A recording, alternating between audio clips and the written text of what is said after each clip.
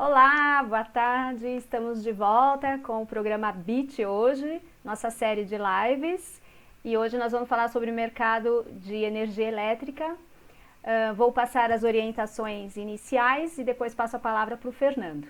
Então, para quem está aí acompanhando a gente, não esquecer que o navegador Chrome é o melhor navegador, conversa melhor com a nossa ferramenta, tá?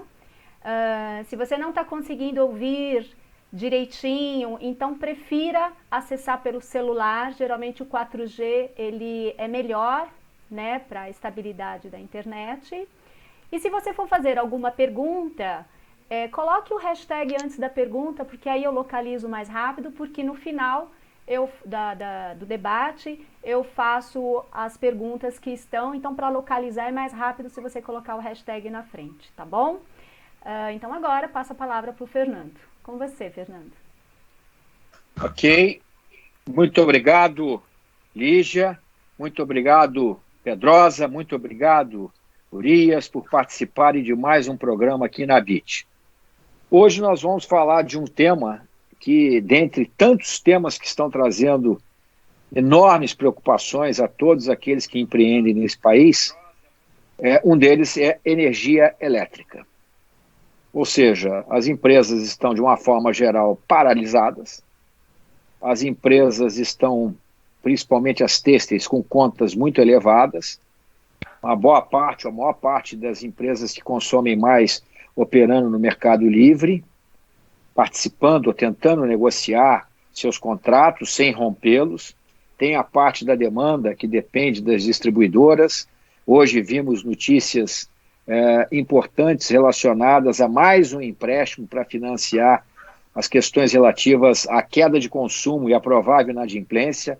São quase, fala-se em 17 bilhões que vão recair e serão pagas ao longo de um período, não sei exatamente, 5, 6 anos, por todos os consumidores. Enfim, a energia, o Brasil ficou um país curioso. Ele tem uma energia barata e uma conta cara.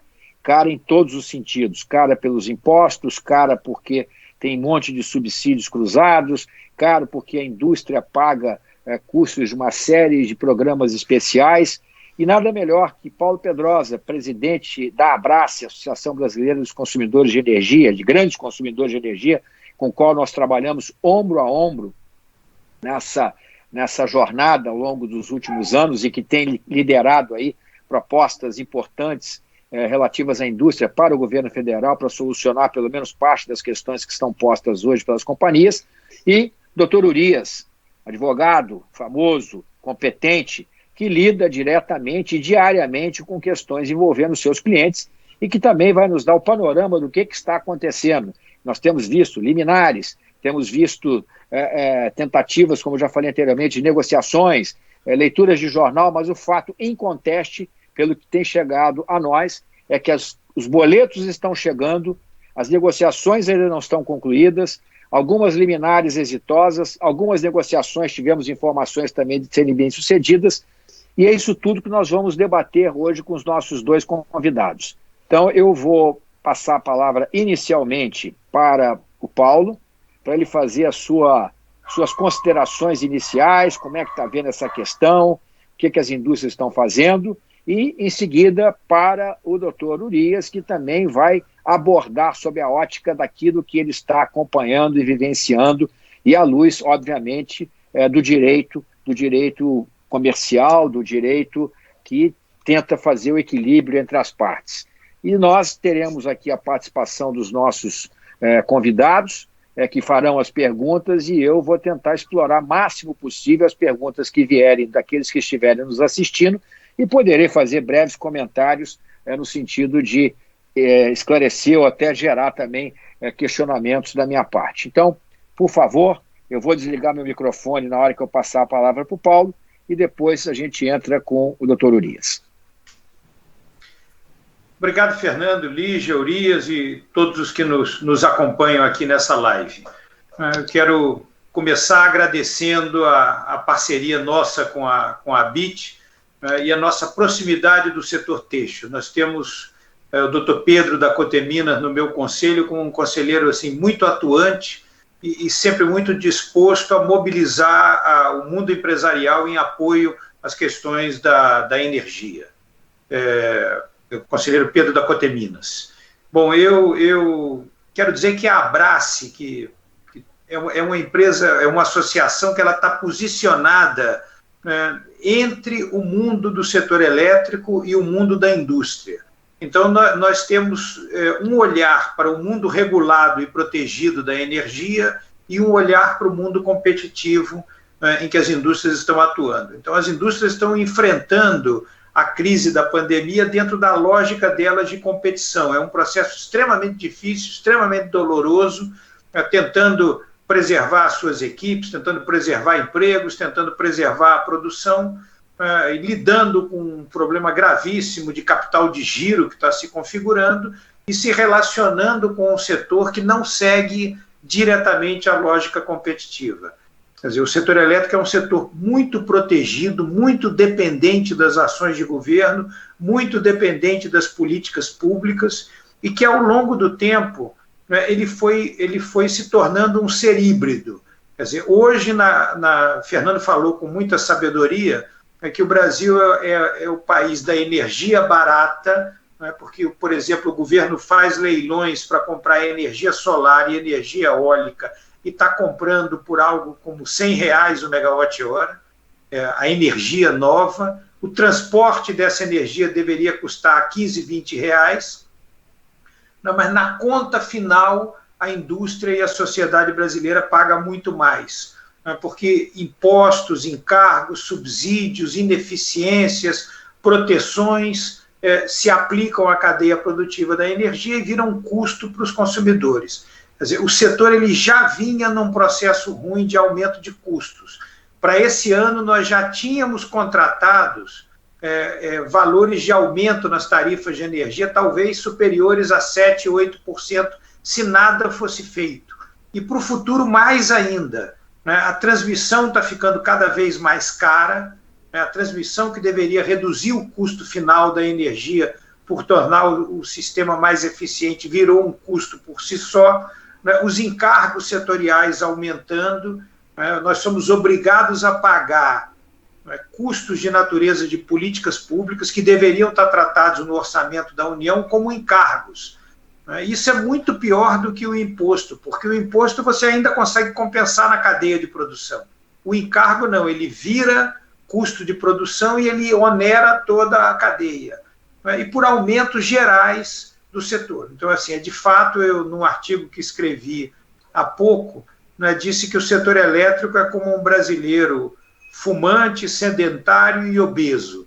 Quer dizer, vem o coronavírus, ele tem que ficar em casa, ele tem que se proteger, mas ele tem um problema maior do que o coronavírus, ele precisa depois sair, se matricular numa academia, mudar a alimentação e se cuidar. Então, o problema estrutural do setor elétrico é maior do que o problema conjuntural do coronavírus. O setor vinha vindo em um ciclo de destruição de valor. A regulação equivocada estava criando um conjunto de oportunidades no setor, de contratos de geração distribuída, de contratos de energia incentivada, que não eram melhores por terem mérito, por usarem uma nova tecnologia. Opa! Acho que foi congelado ali o... Você está nos ouvindo, Paulo? Acho que o Paulo congelou ali. Paulo, você congelou ali, Paulo. Saiu de cena. E acho que ele nem percebeu. Vou mandar um recado aqui para ele. Urias, você quer fazer algum comentário por hora? Eu quero sim. Agradecer ao Fernando, à Lígia, pela oportunidade de mais uma vez tratar de um tema tão relevante e tão importante. Essa iniciativa, infelizmente, não é regra entre as associações de consumo e tem um impacto imenso. A energia elétrica hoje ela tem um impacto imenso para todas as indústrias, seja a indústria têxtil, seja qualquer indústria, e na prática a gente não vê uma movimentação no sentido de evitar que esse impacto seja atribuído. Algumas questões que foram colocadas aqui pelo Pedrosa, muito bem colocadas, com relação ao custo ao consumidor. Historicamente, o custo ele sempre vai ser atribuído ao consumidor. No setor elétrico, todo o custo ele é assumido e ele é incorporado ao consumidor. Nós estamos hoje caminhando para um novo empréstimo, né? Uma nova conta CDE, como foi intitulado lá atrás, vai impactar todos os consumidores, inicialmente, da forma que a medida provisória está estruturada, né? A medida provisória 950, parece que esse custo vai ser atribuído exclusivamente aos consumidores cativos, salvo aquela exceção se você eventualmente migrar para o Mercado Livre. É importante que isso seja acompanhado de perto. Por quê? Porque da última vez que nós tivemos a primeira conta ACR, ela gerou um impacto para todos os consumidores. Tivemos uma judicialização da CDE com mais de 300 ações judiciais, muitas dessas ações exitosas. A própria Abrace ingressou com uma medida judicial coletiva. Diversos associados, nós temos decisões favoráveis em primeira instância, sentença, para associados da ABIT. Então, é um momento que, além de fazer o dever de casa, as empresas elas devem se resguardar, e a ABIT vem fazendo isso de uma forma fantástica, de resguardar as medidas que vão ser adotadas pelo governo, para evitar e para mitigar que esse custo, mais uma vez, seja atribuído aos consumidores. Porque, em regra, infelizmente, é esse movimento que o setor acompanha. Todo subsídio, de alguma forma, ele é incorporado pelo consumidor. Não tem que existir esse subsídio? Não, tem que existir. Em alguns casos, o subsídio ele tem um papel importante, só que tem que ter uma rigidez na concessão desses benefícios, o que hoje, infelizmente, a gente não acompanha e não acompanhou no histórico do setor elétrico. Então, nessa linha, com a crise da pandemia, nós temos que ter... umas 2 semanas eu publiquei um artigo falando sobre... Paulo voltando aí. Paulo voltou. Mas só para concluir o raciocínio, falando sobre a medida provisória 950, e que nesse momento de crise, no momento complexo que o setor passa, nós não podemos simplesmente fazer um empréstimo e achar que todos os consumidores vão conseguir arcar. Você precisa pensar numa estruturação de carência, você precisa definir de forma muito clara quem serão os beneficiados por esse empréstimo e de que forma isso vai ser cobrado, para não acontecer o que aconteceu em 2015 com a CDE, e o Pedrosa acompanhou muito de perto essa questão, até porque foi a Abrace a primeira associação a ingressar com a medida judicial para afastar a CDE. Então, nessa linha, é importante que haja um acompanhamento, não só dos problemas que essas empresas estão passando, que os associados vêm enfrentando, mas também com as medidas que vêm sendo adotadas. Obrigado, doutor Urias. Paulo, segue vai no seu raciocínio. Eu acho que está chovendo aqui, caiu um raio fortíssimo, a luz desabou, terminou voltando agora. Você vê a ironia do destino, a energia nos derrubou aqui, como está derrubando a indústria. Mas então eu dizia que nós temos que enfrentar o problema estrutural do setor e o problema conjuntural. E aproveitando o que o Urias vinha dizendo, e nesse enfrentamento, o que nós temos dito? Que você não pode blindar o setor elétrico da crise da pandemia. Essa não é uma crise simples de oferta, nem uma crise simples de demanda.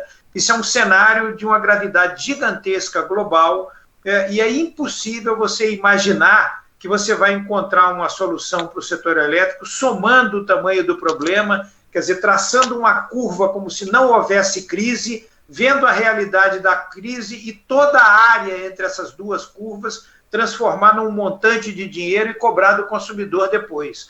Isso é impossível, é inviável, apesar de que muita gente do setor elétrico defende uma solução desse tipo. Então, nós estamos no enfrentamento na ANEEL, no Ministério de Minas e Energia, no Ministério da Economia, com uma tese que basicamente é a seguinte: primeiro ponto, os consumidores industriais devem pagar pela demanda utilizada e não pela demanda contratada no mercado regulado. Isso não é contra a distribuidora, não é contra a transmissora, não quer dizer que elas não têm o direito de ser compensadas. É um problema de caixa e de preservação de empresas e de empregos. Num segundo momento, o tamanho do problema tem que ser dividido por todos. O governo tem que participar mais com dinheiro público, com dinheiro do Tesouro. Por exemplo, o governo botou R$900 para subsidiar o pequeno consumidor, para dizer que ele não vai pagar a conta por 3 meses, mas, na verdade, vão ser necessários 1 bilhão e 400 milhões. Então, significa que nós, da indústria, que estamos em crise e estamos parando, vamos ter que pagar mais CDE para subsidiar o pequeno consumidor. Isso não faz sentido. E ainda vamos pagar impostos sobre esse subsídio adicional. Então, o primeiro momento é dizer mais dinheiro do Tesouro para, inclusive, numa reunião com o secretário Carlos da Costa, ele disse que a crise é tão grande que o governo pensa em reduzir impostos. Então, antes de reduzir impostos, que tire o custo de políticas públicas na energia, porque isso é pior ainda do que o imposto, porque não tem compensação e como a indústria usa mais energia do que transporte, na conta dela a energia pesa mais, isso é como se ela tivesse uma alíquota maior para pagar um imposto de política do que o pequeno consumidor, o que é uma prática equivocada. Então, mais participação do Tesouro. Segundo, a cadeia produtiva da energia não tem que passar imune por isso, tem que participar. Os geradores no mercado regulado têm que deslocar os seus contratos para acompanhar o crescimento da demanda, reduzir agora e receber depois. Eles não vão perder, eles vão deslocar os seus contratos, mas com isso diminui o problema em 4 bilhões de reais para ser cobrado dos consumidores. Os agentes transmissores e distribuidores que têm contratos de concessão que garantem a eles 8% de remuneração anual sobre o capital aplicado depois de pagar os impostos, eles deveriam, sem quebra de contrato, aceitar um momento em que eles não perdessem, mas também não ganhassem tanto num cenário de destruição da economia. E fundos setoriais que existem no setor, dinheiro que é enxugado da sociedade brasileira para pagar coisas muito pouco úteis para o consumidor, esse dinheiro tem que ser direcionado. Por exemplo, perto de 2 bilhões de reais por ano são fundos de pesquisa e desenvolvimento e eficiência energética, com pouquíssimo resultado para a sociedade. Eu pergunto, em 20 anos de aplicação desse recurso, qual é a grande invenção, qual é a grande inovação que beneficiou o consumidor e reduziu nossas contas? Não há. Então, esse dinheiro pode ser securitizado no fluxo futuro, trazido a valor presente, tem 3 bilhões de recursos a esse título no caixa das distribuidoras, então vamos usar isso. Quer dizer, então, Tesouro, sociedade, empresas do setor, fundos setoriais e a parte dos consumidores. Sim, os consumidores devem pagar, mas devem pagar conforme o que eles deram causa, sem criar novos subsídios entre consumidores de baixa tensão e de alta tensão e sem consumidores do mercado livre e do mercado regulado. Quer dizer, essas visões nós temos levado muito fortemente ao governo, algumas delas têm sido acolhidas e estão virando mainstream na discussão, outras nós estamos trabalhando para ainda avançar. A ABIT hoje está nos apoiando numa correspondência ao governo em que muitas associações da indústria vão manifestar o seu desconforto, né, com qualquer solução que esteja baseada em blindar o setor da realidade e transformar toda a crise num custo a ser pago pelas indústrias. Por fim, para concluir esse primeiro momento, a parte do mercado livre. Quer dizer, a parte do mercado livre é diferente dessa primeira parte que é regulada.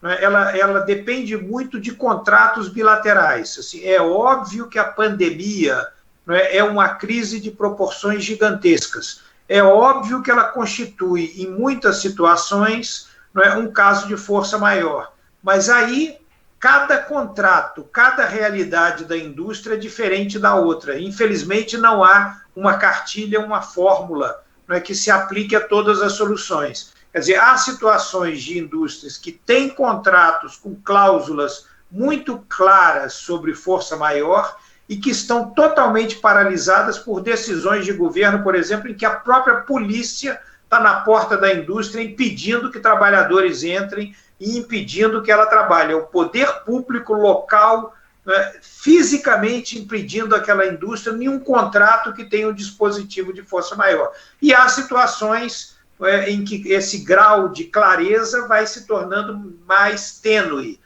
Portanto, o que nós temos dito aos nossos associados é que os contratos do Mercado Livre devem ser, né, negociados caso a caso, conforme as condições de consumo, produção e condições contratadas com os fornecedores. No geral, eu diria 80% das empresas com quem eu conversei têm relatado que estão conseguindo negociar com maior ou menor dificuldade com seus fornecedores. Pelo que eu percebo, quer dizer, qual é a grande preocupação dos fornecedores?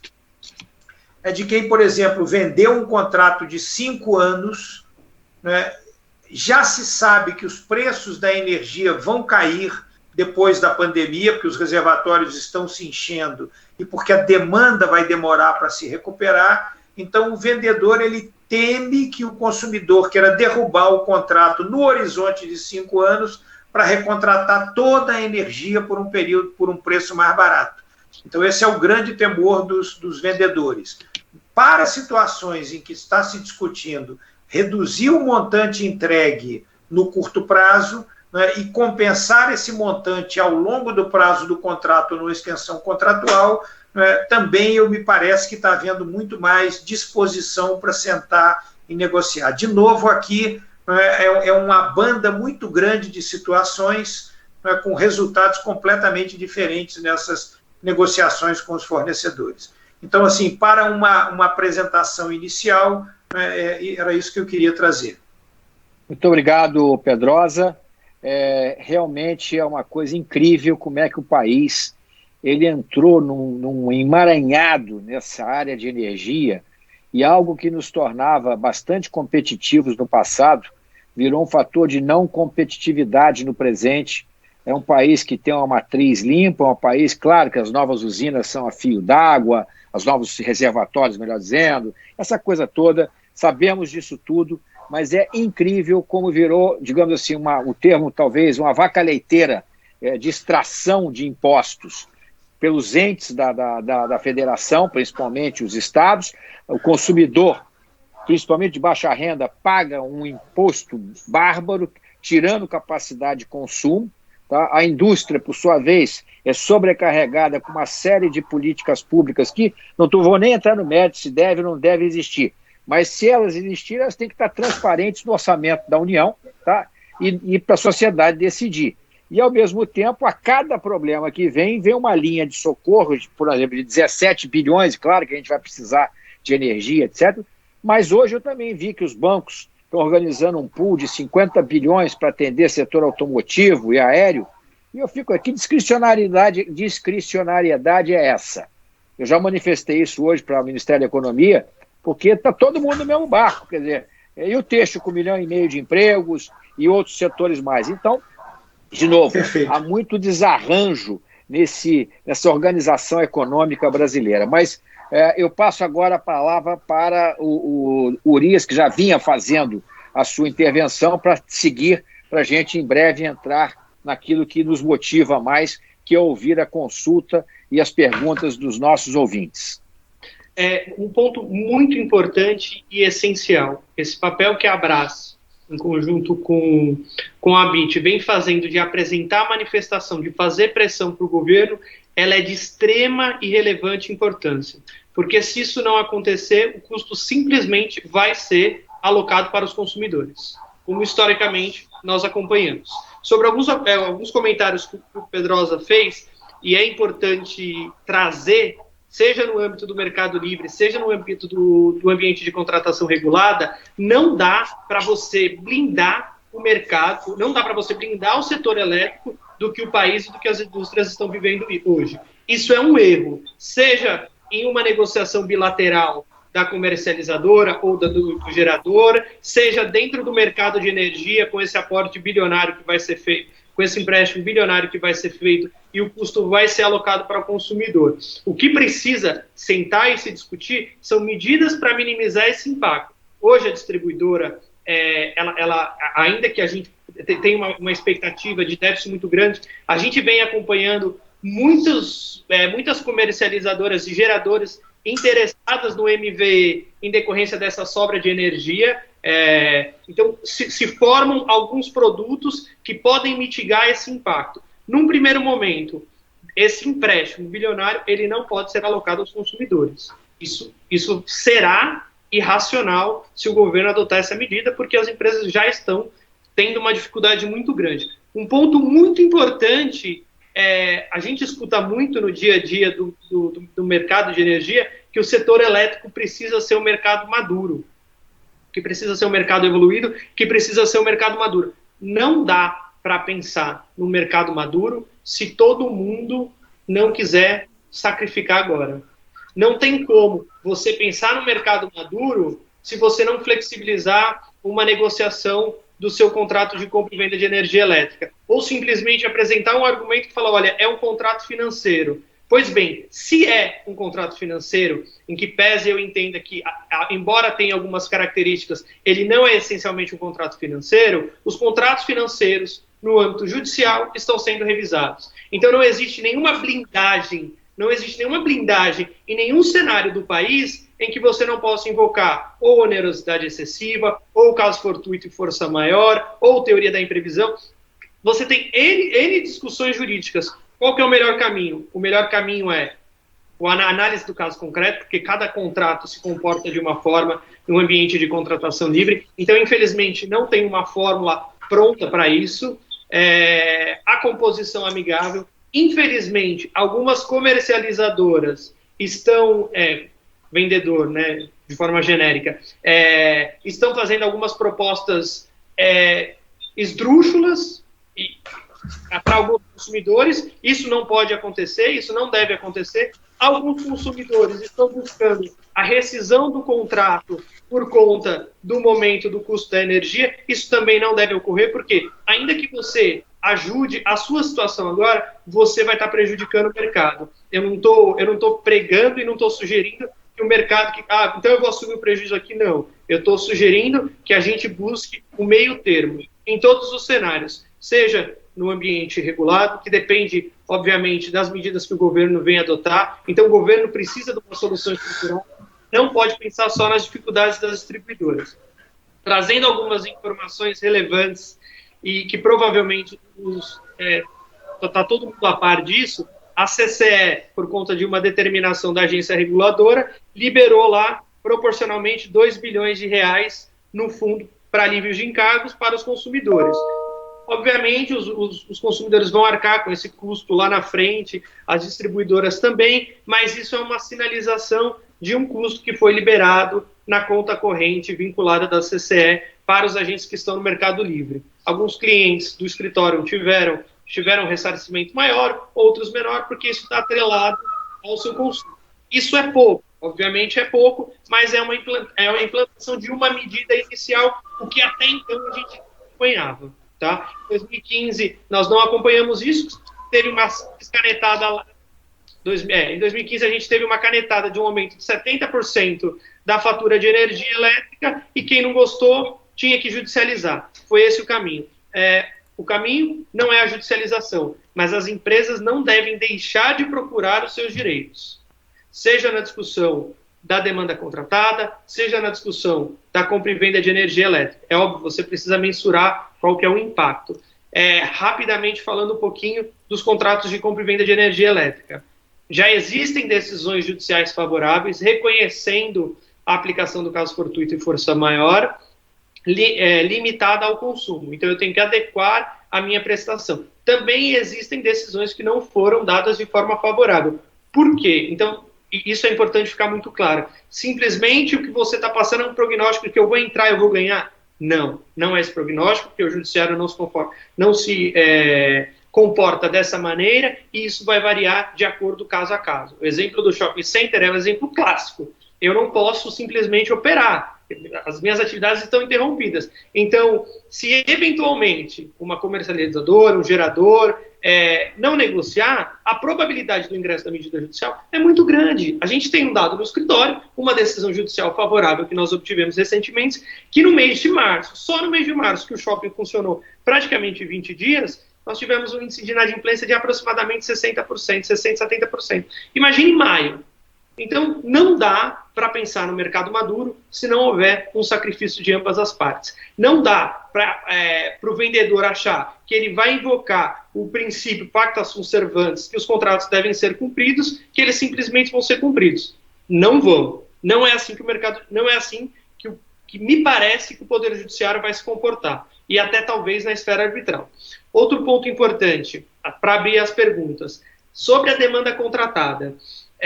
Recentemente, a Fiesp ela se posicionou no sentido de incentivar a medida judicial para quem tivesse interesse, para o setor da indústria de São Paulo que tivesse interesse. Antes de você pensar, de você ingressar com essa medida judicial, é importante saber qual o impacto que isso vai ter dentro da sua operação. Qual é o benefício econômico esperado com essa medida judicial, para vocês conseguirem vislumbrar se o custo de uma medida judicial ele vai ser proporcional ao custo do benefício econômico que você vai ter. Porque se no final a ação sair mais cara, o remédio sair mais caro, não vai adiantar. Então você precisa aí analisar, isso demanda uma análise caso a caso. O mais importante de tudo medidas estão sendo adotadas pelo Fernando e pelo Pedrosa. Esse posicionamento junto ao governo, ele é essencial, ele é fundamental, porque se ele não acontecer, no final do mês, no final do ano, quem assume o custo são os consumidores. Muito obrigado, doutor Urias. Uma explanação muito precisa, tanto do Paulo quanto a sua. E eu gostaria de saber da Lígia se já há algum tipo de pergunta ou consideração daqueles que estão participando do nosso encontro. Fernando, enquanto isso eu queria dar uma notícia ruim aqui. Quer dizer, no mesmo momento que a CCE falou que está devolvendo esses 2 bilhões para os consumidores, nós vamos enfrentar esse ano um problema adicional. Com o PLD baixo, a conta de energia de reserva que a gente não pagava há um bom tempo, porque o PLD alto mascarava a energia de reserva, volta a acontecer, e este ano nós teremos 4 bilhões de reais a serem pagos a título de energia de reserva. Mas isso já estava previsto naquela sua consideração inicial, porque eu vi que já tem alguns elementos... Não, esse não está previsto porque ele afeta de maneira desigual o mercado livre e o mercado regulado. Mas é um efeito que vai afetar muito as indústrias. Aquelas indústrias que estão no mercado livre, estão na CCE, podem se preparar para um adicional na energia de reserva que virá, o que torna ainda mais importante isso que o Urias disse e que você tem feito, e nós da Abrace também. Fazer a nossa voz chegar ao governo para dizer basta de soluções salvacionistas que virem custo para a indústria. Obrigado, Paulo. Lígia, já temos perguntas? Temos, sim. Se bem que eu acho que parte das perguntas já foram respondidas, mas como tem alguns detalhes e eu não sou expert, então eu vou ler as perguntas e aí vocês ou reafirmam ou respondem novamente. Então aqui, Sorge pergunta... ele fala dos impactos, da pandemia em relação ao consumo, em relação à demanda e a demanda na negociação direcionada às distribuidoras. Há alguma medida em discussão para permitir a redução temporária da demanda contratada? Eu acho que já foi meio respondido, mas, Paulo, o microfone. Eu posso dizer, nós da Abrace apresentamos essa medida por escrito em diversas reuniões, e o governo está processando essa demanda. A gente tem expectativa assim, de que no tratamento que vai ser dado haja uma cobertura regulatória para esse problema. Ontem mesmo eu falei com a secretária executiva do MME, com a Marisete, falei com o diretor-geral da ANEEL, o Dr. Pepitone, falei com o secretário Limpe, falei com diretores da ANEEL, e nós temos a expectativa de que haja uma cobertura regulatória para esse problema, quer dizer, que se garantam às distribuidoras e transmissoras que isso não será em prejuízo delas e do contrato de concessão, mas que, no momento, os consumidores deveriam pagar conforme a demanda utilizada. Ok. A outra pergunta é do Adriano Wittner. Ele pergunta: existe alguma movimentação da ANEEL de ser feito apenas o pagamento do consumo e não da demanda contratada? Ou existe alguma conversa em sensibilizar a distribuidora, em abrir a possibilidade, em ajustar a demanda mensalmente durante o período da pandemia, pois hoje o pedido de redução é de 90 dias? Veja, com o governo, com a ANEEL, isso está sendo trabalhado e a gente espera que avance.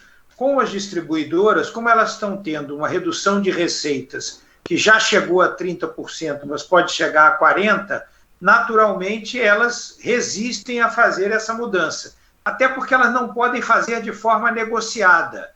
Quer dizer, elas não podem entender quem precisa mais. Quer dizer, aquela empresa, por exemplo, que é eletrointensiva, ou que tem um problema de caixa, de uma outra que não tem. Porque como é um ambiente regulado, a distribuidora não pode tratar de forma diferente os vários consumidores fazendo acordos individuais. Então, as distribuidoras estão sendo pressionadas, e é muito importante continuar pressionando e pedindo, mas elas estão indo para a ANEEL e para o governo para pedir orientações sobre isso.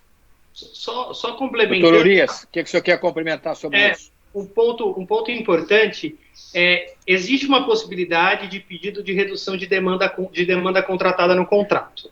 Em regra, são 6 meses, 3 meses, só que depois que você faz essa primeira alteração, a gente está falando em regra os contratos que a gente acompanha, tá? Pode ser que o caso que ele citou seja um caso peculiar. É importante que se toma muito cuidado, porque você reduziu, em tese você só vai poder aumentar daqui a 1 ano. Ou seja, durante 12 meses da efetiva alteração, se você tiver a ultrapassagem da demanda, você vai pagar uma multa. E vai sair muito mais caro do que o seu custo atual. Então, a primeira medida que nós recomendamos é não façam um pedido de redução de demanda sem que vocês tenham o horizonte da próxima alteração. Porque pode ser que, infelizmente, essa crise dure mais 3 meses, mais 6 meses, mais 1 ano. Mas se, eventualmente, você ultrapassar a sua demanda contratada, você vai sofrer o custo dela agregado a uma multa. Então, acaba saindo um custo muito mais caro do que é hoje. Então, é importante acompanhar isso de perto e de acordo com o contrato, né, porque existem, em que pese o CUGI tem algumas diretrizes ali na Resolução Normativa 414, a distribuidora e o consumidor ele tem uma certa liberdade para colocar algumas questões. Então, é importante que se tenha muito cuidado com relação a esse pedido de alteração, de redução de demanda contratada, porque isso pode gerar um prejuízo lá na frente. Ok, então vamos seguir aqui. O Jeremias faz um comentário, Paulo, e pede que você desenvolva este comentário segundo a sua visão. Ele fala: infelizmente, geradoras e comercializadoras não têm este tipo de postura de negociação relatada. Minha percepção é que geradoras/comercializadoras não estão perdendo nada neste momento. E como você falou em um artigo anteriormente, atualmente o perder pouco é o novo ganhar. Ele leu o seu artigo. Comercializadoras, okay. Ele termina: comercializadoras menores têm tido uma melhor compreensão do que os grandes players. E esta é a realidade por aqui. Qual é a sua visão? Bom, a minha visão está baseada no que eu conversei com vários associados da Abrace, que, em geral, são empresas maiores no mercado. Então, é claro que algumas delas estão enfrentando resistências enormes das comercializadoras e geradores que os atendem. Mas, no cenário geral, eu percebo que, na maioria dos casos, não que as empresas estejam satisfeitas com as negociações, mas elas estão encontrando pontos de equilíbrio com seus fornecedores. Mas é claro, isso é uma experiência individual de cada empresa. Uma delas, por exemplo, em relação a uma comercializadora particular, disse: eu não consigo nem que eles atendam as minhas ligações, eu vou ter que radicalizar a minha posição, mas isso a diversidade do mercado. A minha experiência pessoal, eu que não compro nem vendo energia, conversando com os associados da Abrace, fiquei com a impressão de que assim, este não é o maior problema que nós estamos vivendo. Mas é claro, a experiência de cada um é diferente. Eu queria levar para o doutor Urias, como é que está sendo a experiência do seu escritório, dos seus clientes que têm tratado desse problema, entre o balanço entre comercializadoras que estão negociando, entendendo parte do problema, e outras que não estão nem querendo conversar? A grande maioria está negociando. Existe uma negociação muito grande, sim, das comercializadoras e geradoras. Obviamente, o ponto do comentário, ele é verídico, existem algumas comercializadoras que estão mais rígidas, mas na grande maioria nós estamos evoluindo para um acordo, nós conseguimos evoluir para o acordo. Nós advogamos também para comercializadoras, as comercializadoras que nós atendemos estão negociando, estão celebrando alguns acordos dentro ali da sua capacidade. Então a gente está conseguindo chegar no termo mais importante agora. Tá. É um sacrifício de ambas as partes. Uma pergunta assim, eu vou dar uma de leigo, mas eu vou fazer a pergunta porque é bom as pessoas... Entrei com uma liminar, tá, alegando que não posso pagar, blá, blá, blá, blá, blá, blá, blá. Ganhei. Daqui a 2 meses, se tanto, perdi, a liminar foi cassada. Como é que eu resolvo? Tá. Pago tudo com juros, multa e tudo mais? Fernando, esse é um grande questionamento que todo mundo faz antes de evoluir para uma medida judicial. Então, primeiro, em regra, o contrato de compra e venda de energia elétrica, ele tem uma cláusula arbitral. Ou seja, eu posso recorrer ao judiciário para ter uma tutela de urgência, para ter uma medida cautelar que afaste o impacto, mas posteriormente, necessariamente, eu tenho que ingressar com a arbitragem. Eu tenho que apresentar o requerimento depois de 30 dias do procedimento arbitral. Se, eventualmente, ingressei com uma medida cautelar ou não tinha cláusula arbitral, eu ingressei com uma antecipação de tutela, obtive a liminar. Qual que é a primeira recomendação que a gente faz para os nossos clientes? Mesmo com prognóstico de êxito favorável, é importante que se faça um provisionamento desse valor.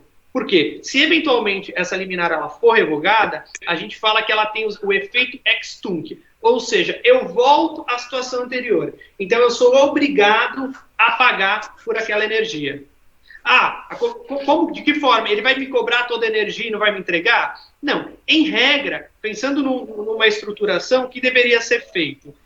Tinha uma liminar, essa liminar foi revogada, eventualmente a comercializadora ela vendeu essa energia no curto prazo. Então ela vendeu esse mês, para exemplificar, a R$80 o megawatt-hora. O meu contrato era um contrato de 150, vamos fazer uma conta mais fácil aqui para eu não me perder, de R$180 o megawatt-hora. Então eu faço 180 menos 80 que ela efetivamente recebeu, eu teria um déficit a comercializadora ou o gerador teria um déficit de R$100. Sobre esses R$100 seria a obrigação do consumidor de ressarcir esse custo. De que forma esse custo é atualizado? Existem índices nos tribunais que vinculam a revogação de uma decisão liminar. Então, revogou a liminar, esse valor é atualizado, é trazido ao custo presente por meio dos índices de correção do Tribunal de Justiça, e aí, necessariamente, é feito o pagamento. Só acrescentando que em determinadas situações você ainda tem o custo da arbitragem, que pode ser elevado, e uma eventual sucumbência para pagar os custos do processo e os advogados da outra parte. Tudo isso tem que estar na análise de risco, eu entendo, da situação. Com certeza. A gente tem um número de referência para um custo de arbitragem, considerando procedimento arbitral, custo da Câmara, custo dos árbitros, honorários dos advogados. A gente estima que ambas as partes ela tem um custo aproximado entre 800 e R$ 1 milhão. O doutor Urias, é uma pergunta. No seu escritório, vocês já entraram com ações liminares recentes? Já ingressamos com uma medida judicial semana passada de discussão do contrato bilateral, porque um dos grandes vendedores não estava cedendo a posição. Tivemos, infelizmente, que ingressar com a medida judicial, mas antes disso, tentamos de forma insistente a negociação bilateral e conseguimos a decisão judicial favorável. E como é que está o placar na justiça até agora, se é que já tem um placar, entre vencedores e perdedores das ações que foram impetradas? O que a gente tem de conhecimento hoje é porque essas ações elas tramitam em segredo de justiça, né? Em regra, os escritórios pedem para tramitar em segredo de justiça por conta da arbitragem. Mas o que a gente tem de conhecimento hoje dá para apresentar um horizonte de 60% a 70% favorável e 40% desfavorável. Ok. Lígia, mais perguntas? Pode. Temos sim. É que às vezes as pessoas comentam e às vezes elas perguntam, e eu fico tentando decifrar se é uma pergunta ou se é um comentário, mas assim, o Anderson Lago coloca: gostaria de saber se haverá alguma redução de tributos para os consumidores livres. Aí tem vários comentários das pessoas do chat, mas eu acho que na verdade ele queria perguntar isso para vocês, tá? Então, se alguém puder responder, se vai ter alguma redução de tributo aí pela frente.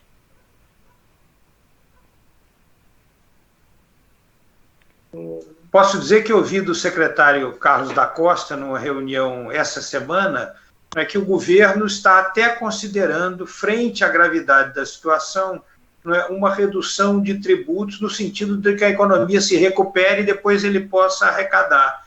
Mas, assim, a minha história, quer dizer, e nós defendemos junto a ele que isso devia ser aplicado primeiro aos encargos da energia, que já são R$ 70 por megawatt-hora, e essa é uma maneira muito rápida de entregar capital de giro em todas as empresas e renda em todas as famílias, praticamente. Mas a minha história de 32 anos acompanhando o setor, apesar de que nós estamos vivendo um momento de pandemia, é que é muito difícil, né, se falar em redução de encargos, de impostos ou de dinheiro público. A gente tem que fazer muita pressão, porque já está acontecendo uma redução natural. Quer dizer, se a carga do setor caiu 20%, 25%, e se a inadimplência subiu 10%, quer dizer, a arrecadação de impostos e tributos caiu nessa mesma proporção. Então, se o governo arrecadava, os governos arrecadavam, sei lá, 80, 90 bilhões de reais por ano no setor de energia, né, eles já perderam 30 bilhões com esse movimento. Então, é claro, a gente tem que brigar muito, tem que insistir. Esse é um momento especial, o governo está imprimindo dinheiro para jogar na sociedade para conseguir alguma coisa, mas é difícil, nós temos que trabalhar muito por isso. Deixa eu fazer uma pergunta aqui, que hoje foi comentada, nós participamos de uma reunião com o secretário Carlos da Costa, e um dos temas que nós estamos pleiteando com muita insistência é o uso dos créditos acumulados, créditos tributários acumulados, sejam eles estaduais, sejam eles federais. E hoje também participamos de uma reunião com o governador Dória e seu secretariado, numa sala virtual também muito grande. Esse dinheiro é da sociedade, alguns deles já definidos, sem nenhuma discussão.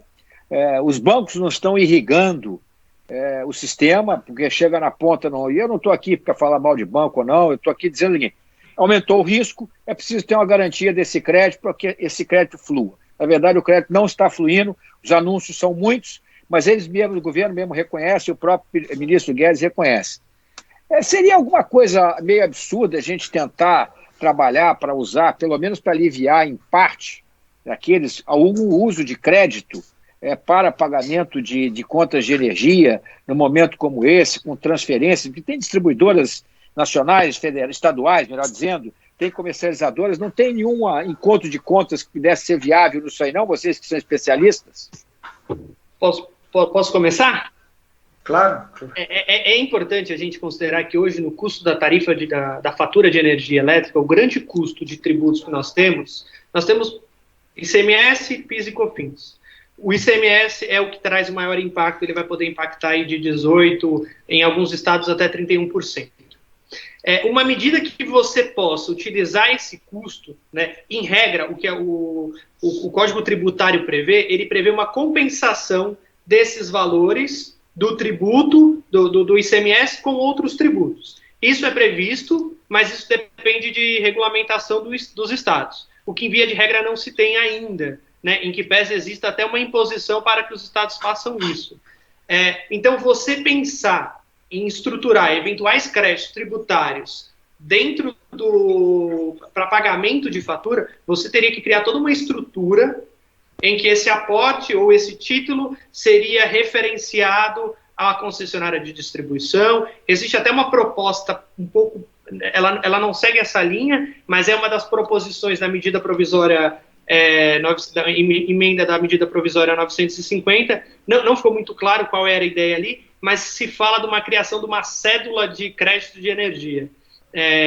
Na proposta ali, seria um pouco parecido com o que o Pimentel comentou, mas a gente precisaria necessariamente de criar toda uma estrutura que hoje ela não existe. Então, me parece que o caminho mais factível e mais operacional nesse momento seria afastar o custo dos encargos, como o Pedrosa colocou e vem recomendando a Abrace às instituições do governo, os órgãos do governo.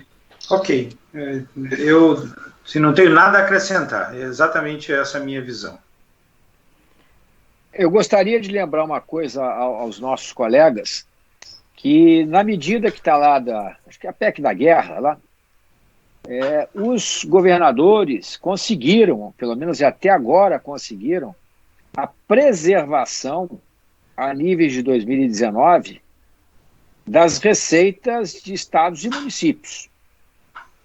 Tá?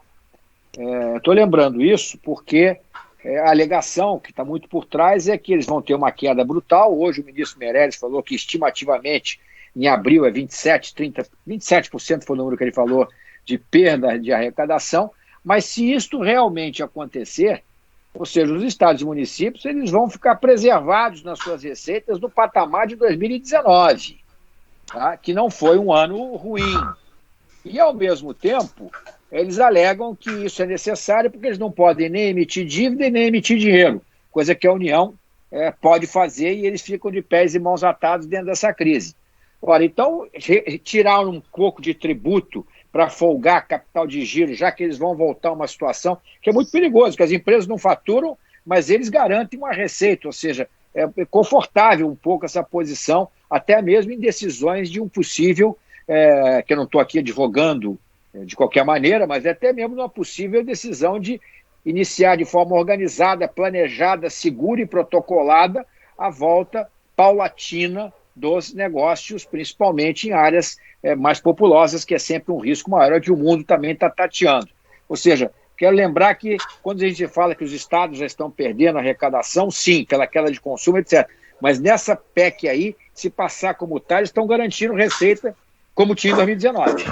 Mas Fernando, eu ouvi no Ministério da Economia uma preocupação muito grande com isso, e até um apelo que eles fizeram às lideranças que estavam participando dessa reunião. Eles disseram, olha, cuidado com soluções que estão sendo trabalhadas para salvar as máquinas públicas.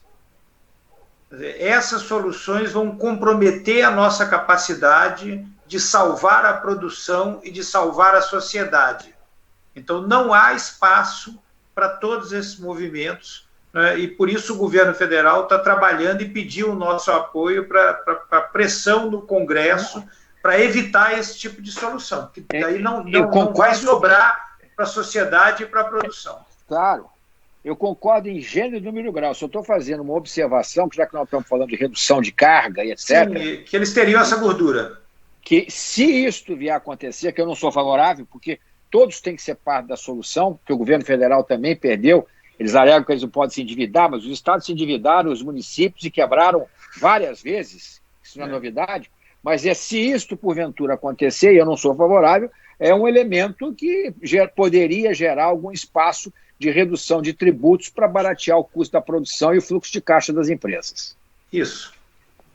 Lígia. Vamos lá, então. Pacheco, chegou a sua vez. Agora eu vou ler sua pergunta. Pacheco, do Sinditêxtil.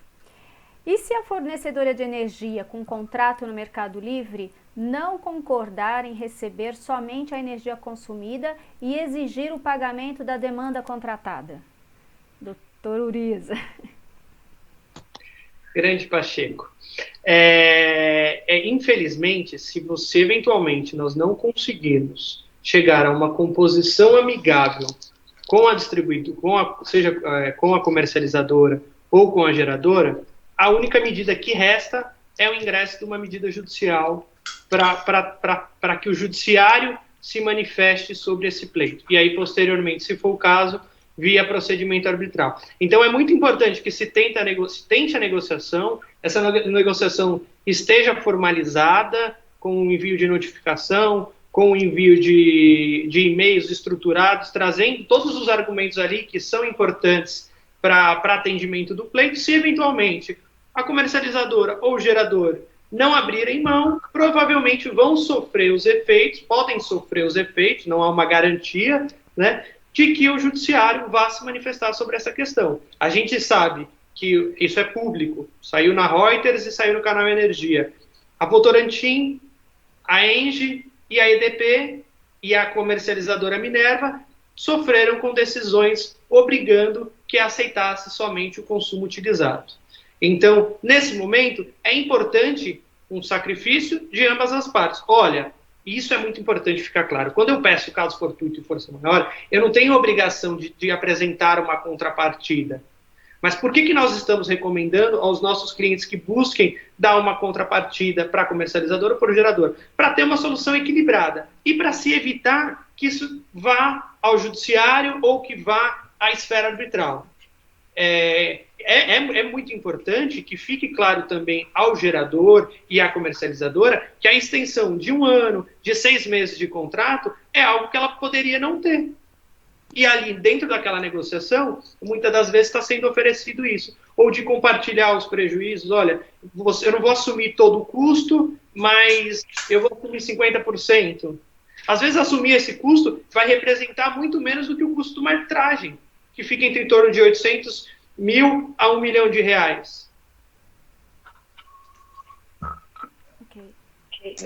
Pedrosa, Sim. agora vamos colocar aqui. Agora vamos trazendo 2 mundos aqui. Isso é uma coisa que você vive, eu vivo. De um lado, tem todos esses movimentos que são feitos pelas associações em várias vertentes, energia, impostos, comércio exterior, enfim, o que não falta hoje estava participando dessa discussão, foram mais de 1.600 propostas já encaminhadas ao Ministério, 1.536, para ser preciso, mais de 1.500.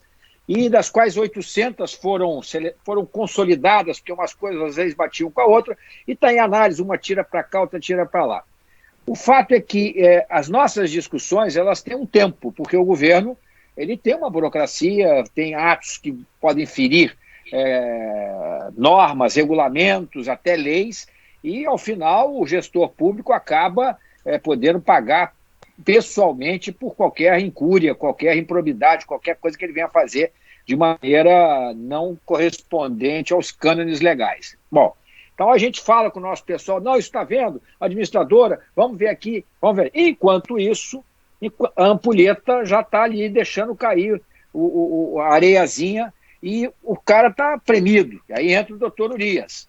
O cara está premido porque o que eu faço? Fiz a proposta, não veio nada de lá, mas tem o custo. Então, esses 2 mundos, dentro de uma situação como essa, eles acabam tendo timings diferentes, apesar de todo o desejo e o interesse que as coisas se solucionem de forma amigável. Eu não entendo porque uma comercializadora não pudesse fazer uma negociação fair, diferindo, reduzindo, enfim, ajustando, porque o final é a judicialização. Eu posso falar também publicamente, porque ontem, lendo um artigo sobre o negócio de bancos, e fala assim, e o Safra protesta e pede para todo mundo entra contra todo mundo. Ou seja, é uma filosofia do banco, não quero saber se está chovendo ou está fazendo sol. Eu vou defender o meu e tchau e benção.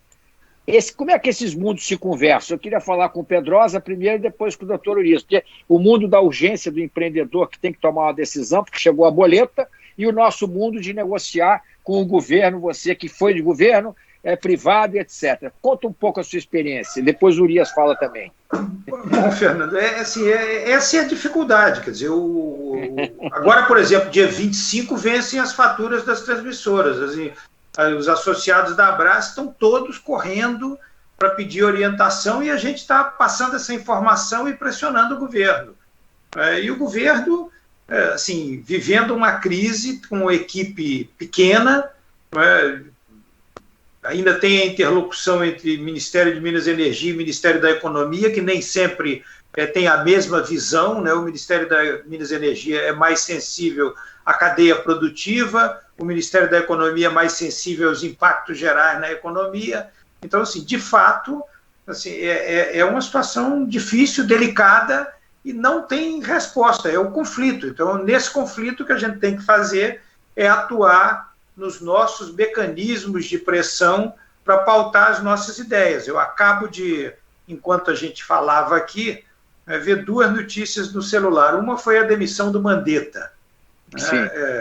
E a outra foi que o diretor-geral da ANEEL disse que não pode ser tudo nas costas dos consumidores e que o uso do Fundo de Pesquisa e Desenvolvimento está sendo estudado para mitigar o impacto no aumento tarifário. Quem sabe para absorver esse problema da demanda, por exemplo. Então, alguma coisa a gente já emplacou no discurso. Há 15 dias atrás, ninguém nem queria nos ouvir e a agenda era toda de sobrevivência.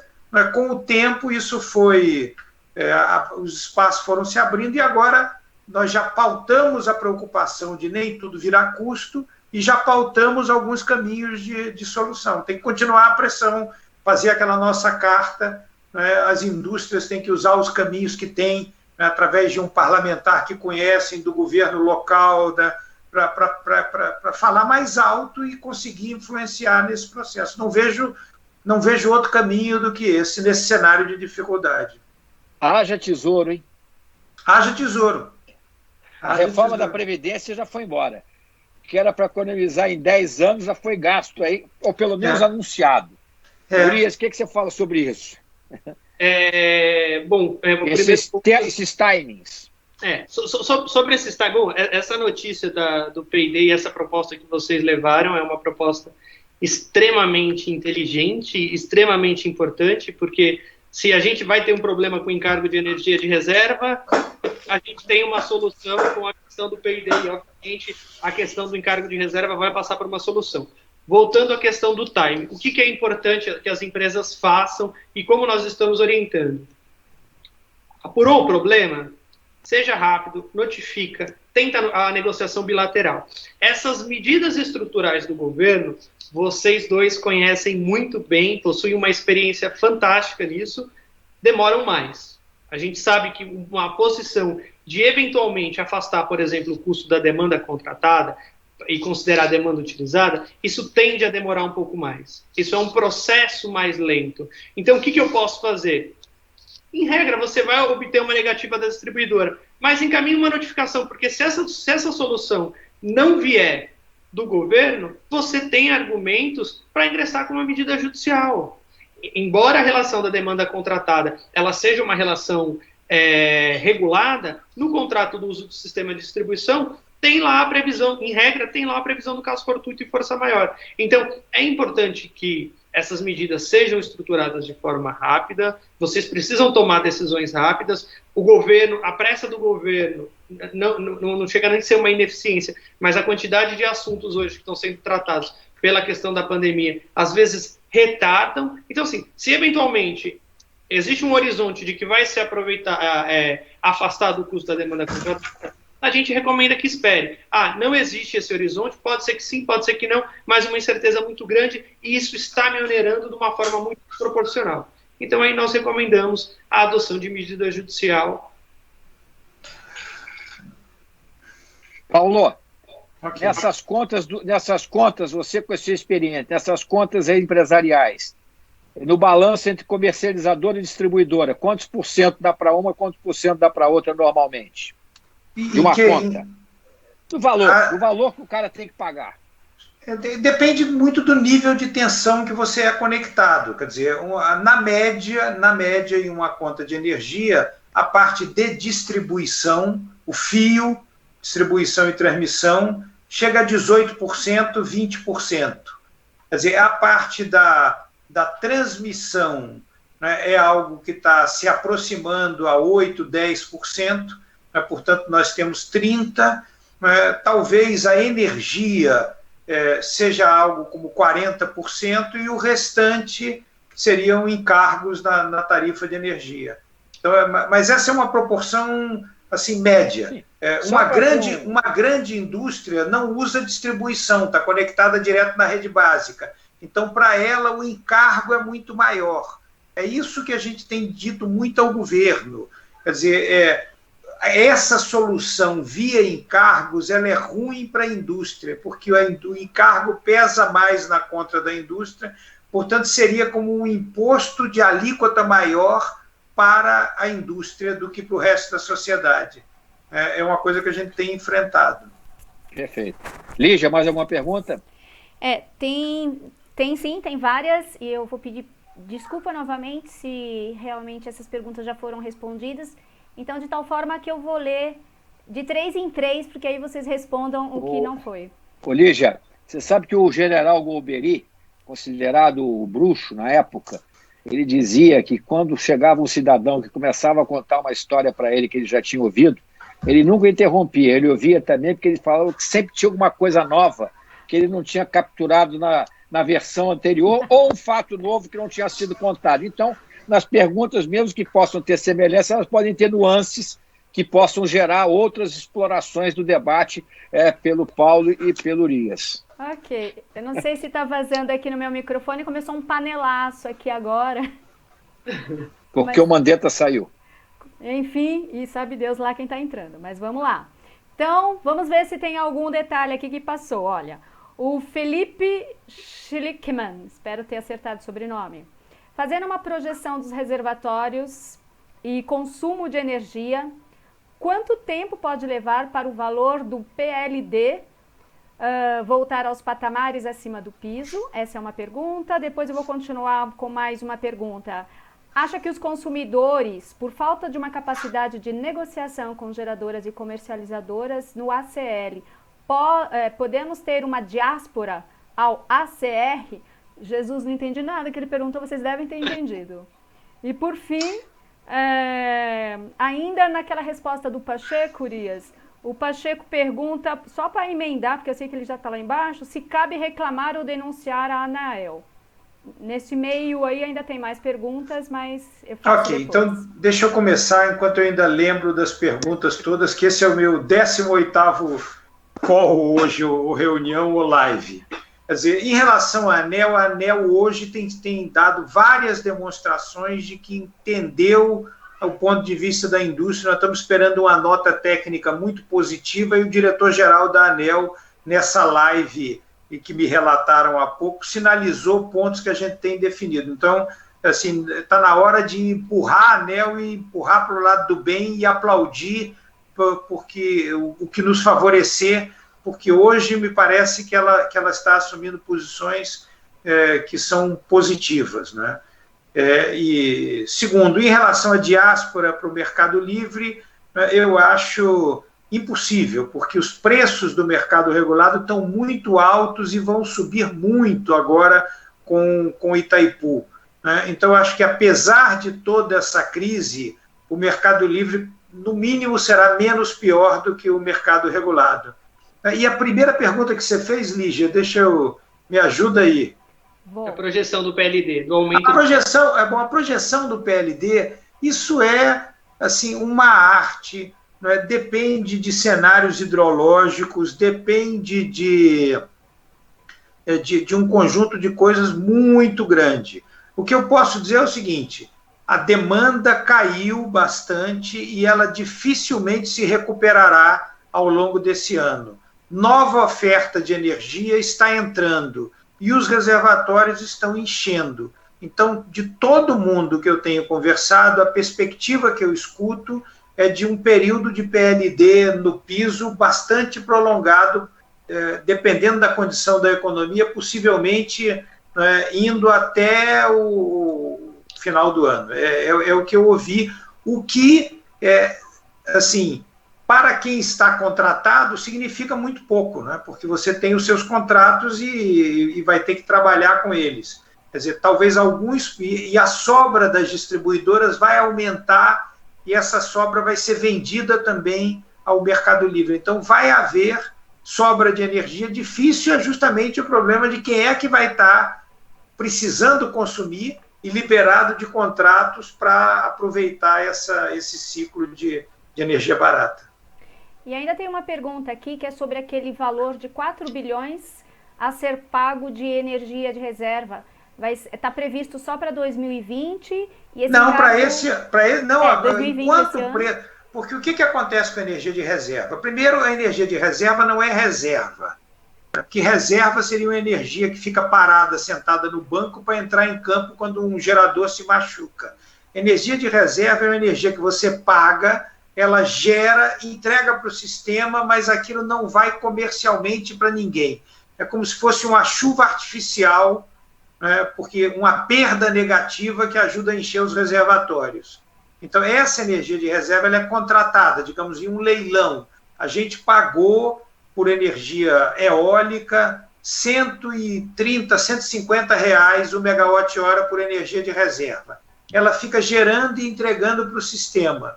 Quando o PLD está mais alto do que isso, digamos que o PLD esteja 200, então o consumidor pagou por uma energia de reserva de 150. Então, na verdade, aquela energia de reserva, quando o PLD está 200, está gerando um saldo positivo de 50 que vai sendo acumulado. Quando o PLD está abaixo do custo dela, o consumidor completa a diferença. O que acontece é que agora o PLD está no piso, perto de 40, e essa energia está contratada por 150, 180, não sei quanto. Então, uma conta que não existia, porque ela estava mascarada pelo PLD alto, ela agora vai aparecer porque o preço do PLD caiu. E vai ter que ser paga por todos os consumidores livres e regulados na proporção da energia consumida. Essa conta cai na CCE todo mês. Ok.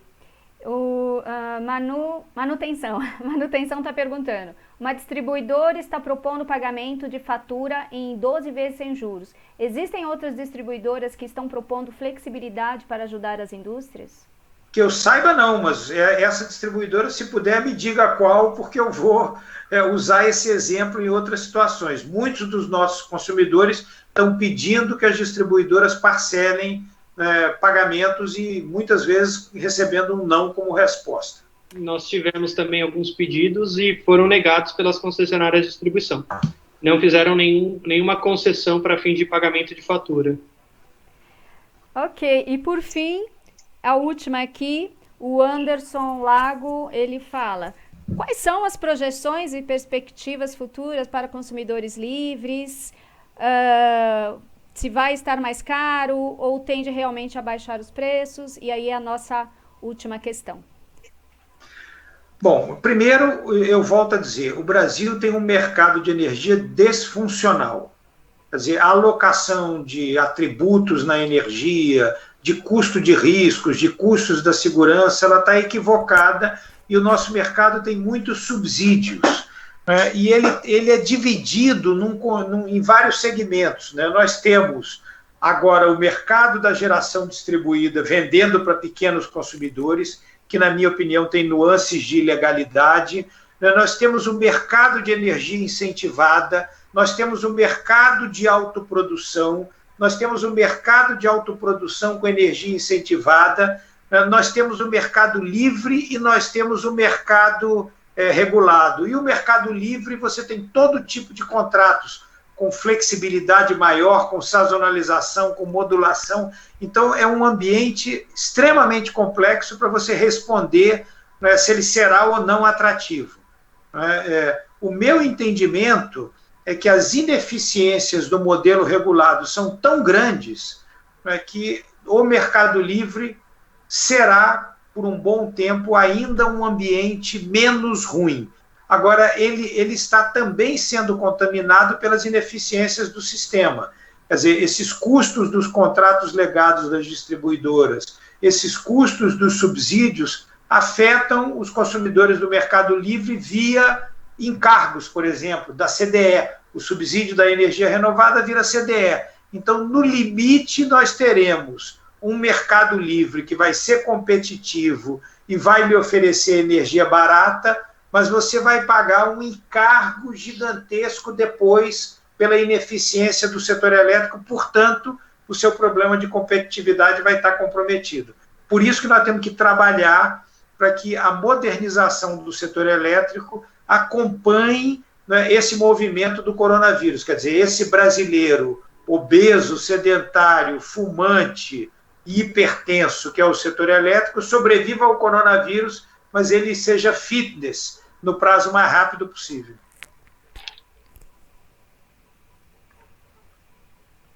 Microfone, Fernando, e você faz as considerações finais. Alguma pergunta? Tá? Não, aqui, por aqui Não, acabou. antes de eu fazer as considerações finais, eu vou pedir as considerações finais dos convidados. São 17 horas e 16 minutos. Nós estamos a 1 hora e 16 de programa. Doutor Urias, por favor, suas considerações finais sobre esse nosso encontro e para as empresas que estão aí com esse dilema, até que as coisas possam encontrar um rumo mais organizado no quadro atual. No Mercado Livre já está muito claro, e agora no mercado regulado. No mercado regulado, eu acredito, e aqui é importante ressaltar que o trabalho que vocês dois estão fazendo é um trabalho incrível, porque não é algo... Pedrosa sabe que não é algo que era frequente até então, mas a gente sabe que a ABIT e a Abrace vêm atuando de uma forma incrível para minimizar esses impactos.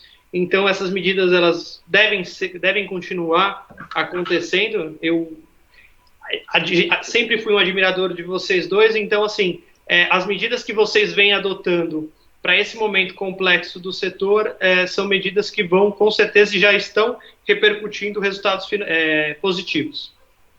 Com relação às empresas, seguindo o que o Pedrosa falou, se eventualmente há uma possibilidade e uma via de comunicação com o Congresso, com o deputado, é importante que se utilize essa via para que venha se obter êxito aí em um posicionamento do governo sobre as questões do custo da tarifa, da demanda contratada. Em paralelo, as empresas que estiverem sob urgência, que tiverem um impacto muito grande com relação a isso, devem avaliar se a adoção de uma medida judicial vai trazer um benefício econômico para esse momento tão complicado e tão complexo do setor. É isso. Ok. Pedrosa. É isso. Não, eu agradeço a oportunidade desse debate. Aprendi aqui um bocado também ouvindo o Urias e você. É importante a gente solidificar esses nossos laços, né, e trabalharmos todos para empurrar o setor e o país numa direção melhor. Cada um de nós que está participando dessa transmissão aqui, só como ouvinte, perguntando, ou nós aqui da mesa virtual, né, cada um tem algum poder de ajudar nessa direção. Muitos aqui conversam com o deputado Arnaldo Jardim, tem um canal com Kim Kataguiri, são amigos de um diretor da ANEEL, conhecem um presidente de empresa que pode se manifestar publicamente e todos prestigiam o trabalho das associações. Então, eu termino dizendo, vamos continuar. Quer dizer, é uma briga difícil pra caramba, essa nossa. O setor é muito mais estruturado e acostumado a esses movimentos. Vamos pressionar pelo lado da indústria, vamos levantar a nossa voz, e vamos influir no processo. Obrigado pela oportunidade. Obrigado, Pedrosa.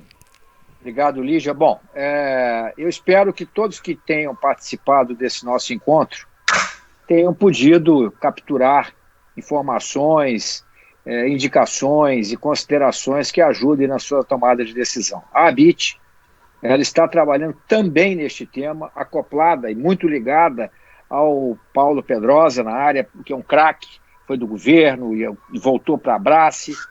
Na parte jurídica, querendo levar as melhores indicações. Claro que nós aqui estamos querendo orientar o que está acontecendo todos os dias, e porque tem casos diferentes, contratos diferentes, situações diferentes, e como o Paulo colocou, o setor elétrico é um setor gigante, é um setor com big players, mas na área das comercializadoras já não é exatamente a mesma coisa, mas o fato é que nós estamos lidando com um setor muito mais acostumado com essa estrutura regulatória, ao passo que um setor como o texto e confecção, ele é um setor de competição perfeita.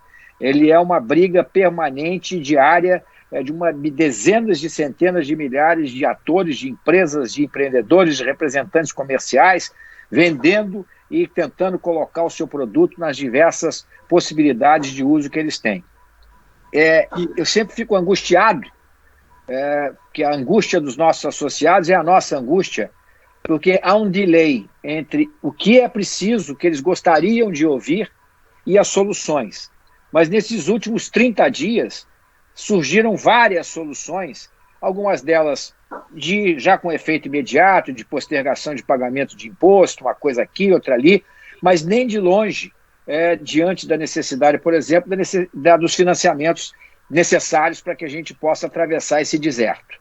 Tá? Começa amanhã a pagar, se não me engano, hoje, aqueles R$600 que surgiram agora, a expectativa inicial, eu vi de 30 a 35 milhões, depois falaram de 50 e poucos milhões, agora já falam de 70 milhões de pessoas que vão receber essa ajuda temporária de R$600, que é uma massa de dinheiro muito grande, e nessa hora vai tudo, quer dizer, com ou sem CPF, já tem, como está tudo muito judicializado, o país está todo judicializado, eu tenho a impressão que o doutor Urias vai ganhar ainda mais dinheiro depois dessa crise, porque os advogados, eles ganham na alegria e ganham na tristeza. Então, judicializa daqui, judicializa dali, é sucumbência para um lado, é sucumbência para o outro. Não, eu sou um rábula, porque na minha vida hoje em dia eu acabo tendo que lidar muito mais com as questões de jurídicas e regulatórias que qualquer outra coisa, apesar de eu ser economista e ter feito administração também. Então, olhando para esse delay entre a necessidade do empresário em tomar uma decisão e o tempo de demora de alguma coisa, como o Pedrosa falou, olha, emplacamos o discurso. Primeira coisa é emplacar o discurso, porque às vezes tem aquele rechaço inicial. Não, isso não pode. Isso não pode, acabou, isso é... Aí você vai 1, 2, 3, lá pela 10ª vez se abre uma pequena fenda naquele muro de concreto. Tá? E aí quando você abre aquela pequena fenda, você sente que a partir dali você poderá trabalhar um pouco mais consistentemente no endereçamento. Nem sempre se ganha, mas a verdade é, estamos num momento difícil, dia 25 começam a vencer as contas, as empresas estão favoráveis, e o que fica daqui é o seguinte, preparem-se, quem quer a paz tem que estar preparado para a guerra. O ideal é que não seja necessário judicializar, mas se necessário for, o que fazer mas fazer com segurança, fazer na devida provisão dos recursos, desde que tenha, evidentemente, não estou dizendo que tem, porque às vezes você faz, mas não é porque não tem mesmo, então tem que fazer, seja o que Deus quiser. Mas o fato é que é um assunto que nós não podemos continuar depois, eu sei que o que importa é agora, é continuar com uma energia, um custo de energia descompetitivo, claro, industrialmente, porque esse, dentro da mandala de custos que nós identificamos com o Movimento Brasil Competitivo, no estudo do Boston Consulting Group, com apoio de 12 ou 13 associações, inclusive nós, produzir no Brasil custa 1,5 trilhão a mais por ano. Quando eu falo produzir, é operar, do que na média dos 36 países da OCDE. Não estou falando mais eficiente, não. A média. Se considerar com a China, então, isso deve ser umas 2, 3 vezes mais. E um dos itens de maior impacto é a questão da infraestrutura de uma forma geral, e dentro disso eu estou inserindo também o aspecto do custo de energia, que ela é barata na sua origem e é cara na conta. Então, terminamos por aqui, com os meus agradecimentos aos nossos palestrantes, com o meu agradecimento à Lígia, que organizou mais esse encontro, e dando aqui uma de TV, a você, ouvinte, que nos acompanhou até agora. Então, tudo de bom, até a próxima. Não vai ser fácil, eu acho que nós temos aí uma travessia longa, duríssima, nós e o mundo. Então, vamos nos organizar para poder ter as menores perdas, os menores impactos, mas que eles terão e existirão. Não sei como sairemos depois dessa briga, é como se eu estivesse entrando no ringue e do outro lado tivesse o Mike Tyson em plena forma e eu tivesse que enfrentá-lo de qualquer maneira. Então não dava para correr para lugar nenhum, dava para imaginar como é que eu ia sair dessa luta. Mas espero que isso não aconteça, não. Fernando, uma informação de última hora. Acabou de vazar a nota técnica da ANEEL, que a gente aqui está no computador, no tablet, no telefone, e aparentemente ela incorpora um conjunto das preocupações que eu trouxe aqui. Logo, logo eu faço um relato com uma avaliação mais profunda dela, mas acho que avançamos mais um pequeno passeio. Pelo menos demos um jab aqui, desviamos do soco do Mike Tyson, demos um pequeno beliscãozinho na barriga dele. Vamos em frente. Obrigado, pessoal. Até a próxima, se Deus quiser. Até a próxima. Tchau, tchau. Um abraço. Tchau, Urias. Tchau, Lígia. Tchau, tchau. Lígia, Fernando. Fernando. Valeu. Valeu. Tchau, tchau.